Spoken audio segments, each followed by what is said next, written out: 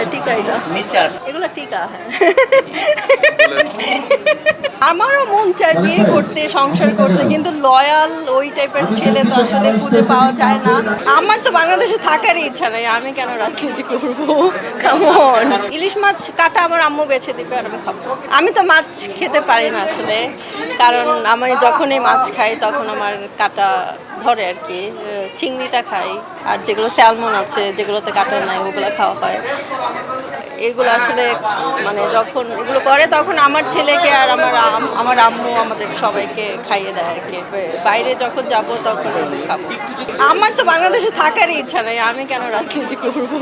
কেমন আমার ভালো লাগে না বাংলাদেশ, আমি দেখবেন আমি সারাক্ষণ বিদেশে থাকি। আমার ইউরোপ ভালো লাগে, অস্ট্রেলিয়া ভালো লাগে। অস্ট্রেলিয়া যাচ্ছি আমি কিছুদিন পরে। হ্যাঁ RICL TMX, যুগের পর যুগ স্থাপনা থাকে মজবুত।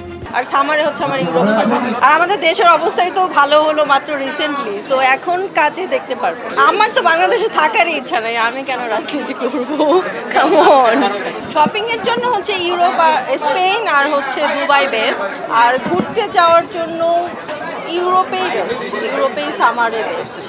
অনেক আইল্যান্ড আছে, সো ওখানে ঘুরতে পছন্দ আমার। আচ্ছা এটা হচ্ছে আমার কোনো দিন না, আমার হচ্ছে রেড পরলে নজর লাগে, সো দ্যাটস ওয়াই আমার আম্মু আমাকে বলছে কালা টিকা দিতে, সো দ্যাটস ওয়াই এটা দাও। টিকা আসলে হ্যাঁ এই যে এটা, হ্যাঁ টিকা এটা নিচে আরেকটা এগুলো টিকা হ্যাঁ